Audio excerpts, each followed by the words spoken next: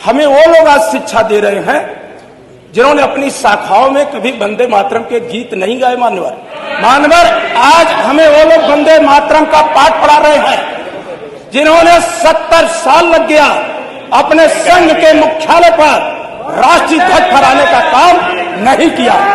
हमें गोडसे की विचारधारा के लोगों से वंदे मातरम का उपदेश सुनने की हमें कोई आवश्यकता नहीं है।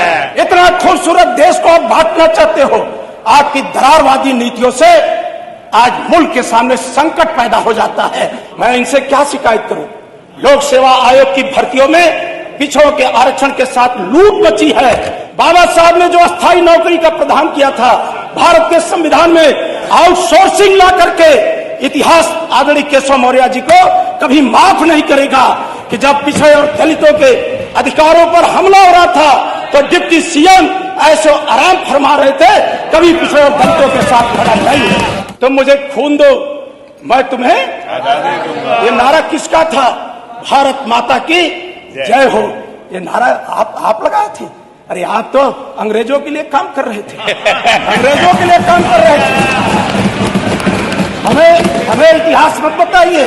बापू का हत्यारा किस विचारधारा का है, पूरा देश अभी आप कह रहे थे कि आपका पीडीएफ परिवारवाद है। आपके भारतीय जनता पार्टी के जो राष्ट्रीय अध्यक्ष हैं वो परिवारवाद के नाते राष्ट्रीय अध्यक्ष बन गए। आपके पास तो आजादी के महापुरुषों का कोई इतिहास नहीं है। कभी आप सरदार पटेल को मानने लगते हो, कभी आप आचार्य नरेंद्र देव को, कभी जयप्रकाश नारायण को। आपके रास्ते में सबसे बड़ा बाधा कोई है तो भारत का संविधान है, जिसे डॉक्टर भीमराव अंबेडकर ने लागू करके इस देश के अंदर जो गरीब है, पिछड़े हैं, दलित, उनको हथियार दिया। जहां तक सवाल है मानवर वंदे मातरम का, बंकिम चंद्र चट्टोपाध्याय जी ने और सबसे पहले इसको स्वर देने का काम गुरु रविन्द्रनाथ टैगोर जी ने किया और कांग्रेस की कार्यसमिति में मानवर सर्वसम्मति से पारित हो गया। और जब देश की आजादी का, जब हमारे संविधान सभा ने एक स्वर में मानवर, एक स्वर में जहां जनगण मन को हमने राष्ट्रगान माना, वही वंदे मातरम को मानवर हमने राष्ट्रगीत के तौर पर हमारे देश ने स्वीकार किया। जो हमारा वंदे मातरम है मानवर, वो जोड़ने के लिए है, देश के अंदर क्रांतिकारियों के अंदर जोश और उत्साह पैदा करने के लिए है, मातृभूमि पर न्यौछावर होने के लिए उन्हें प्रेरित करने का गीत है। ये वंदे मातरम हमें वो लोग आज शिक्षा दे रहे हैं जिन्होंने अपनी शाखाओं में कभी वंदे मातरम के गीत नहीं गाए। मानवर आज हमें वो लोग वंदे मातरम का पाठ पढ़ा रहे हैं।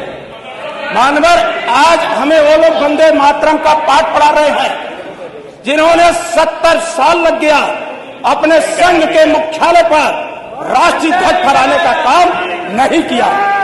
मानवर हमें गोडसे की विचारधारा के लोगों से वंदे मातरम का उपदेश सुनने की हमें कोई आवश्यकता नहीं है। और समाजवादी आंदोलन का इतिहास मानवर, आचार्य नरेंद्र देव से लेकर जयप्रकाश नारायण, आप हमें उपदेश देते हो।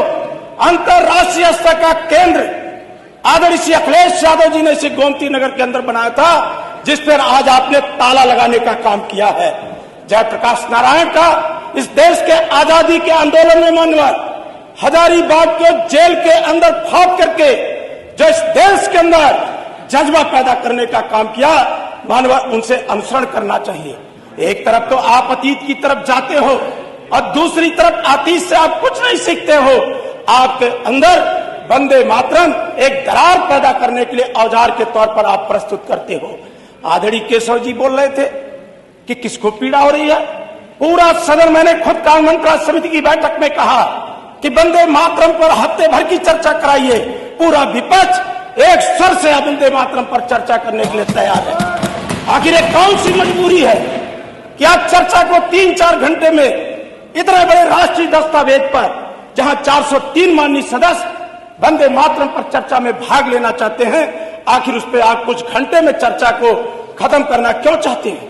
मानवर ये ऐसे लोग हैं जिन्होंने आजादी के गीत, उनसे प्रेरणा लीजिए अशफाक से, वंदे मातरम कहते कहते फांसी के फंदे को चूम गए। पंडित राम प्रसाद बिस्मिल वंदे मातरम कहते फांसी के फंदे पे चूम गए। शहीद रोशन सिंह, उनके इतिहास से आप प्रेरणा लीजिए।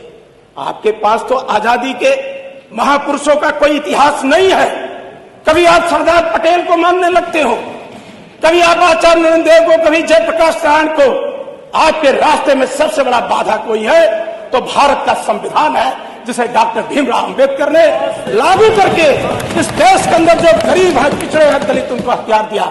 मानवर, आपके पीठ के ऊपर जो राष्ट्रपिता महात्मा गांधी की तस्वीर लगी, मानवर, साबरमती आश्रम में जब क्रांतिकारियों की बैठक होती थी आदरणीय केशव मौर्य जी, तो राष्ट्रपिता महात्मा गांधी उस बैठक में एक भजन गाते थे कि रघुपति राघव राजा राम, रघुपति राघव राजा राम, पतित पावन सीताराम, ईश्वर अल्लाह तेरे नाम, सबको सम्मत दे भगवान। आप बांटना चाहते हो देश को, इतना खूबसूरत देश को आप बांटना चाहते हो।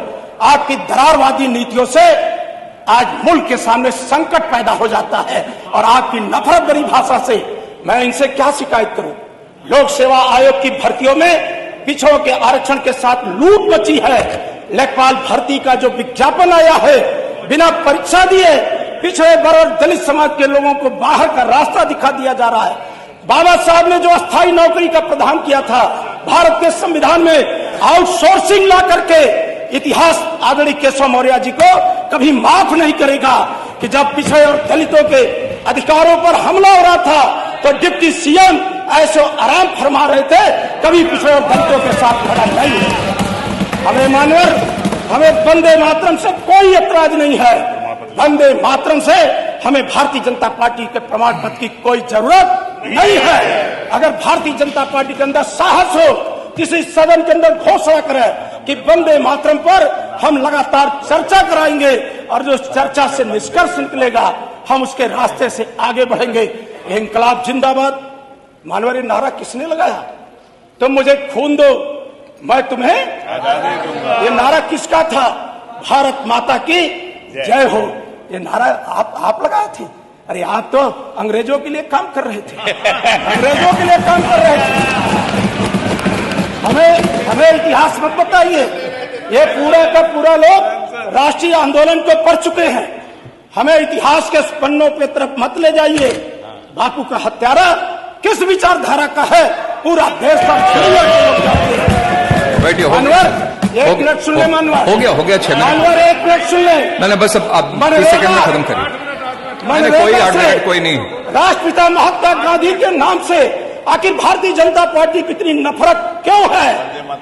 राष्ट्रपिता महात्मा गांधी इस देश की जो भौगोलिक, सांस्कृतिक, राजनीतिक, आर्थिक परिस्थितियां हैं, अगर उसको एक साथ लेके कोई चल सकता है तो वो कोई और नहीं मानवर, आपके पीठ के ऊपर जो है तस्वीर राष्ट्रपिता महात्मा गांधी है, दूसरा कोई मानवर नहीं है। आज इस देश के अंदर हमेशा पीडीए, अभी आप कह रहे थे कि आपका पीडीए परिवारवाद है।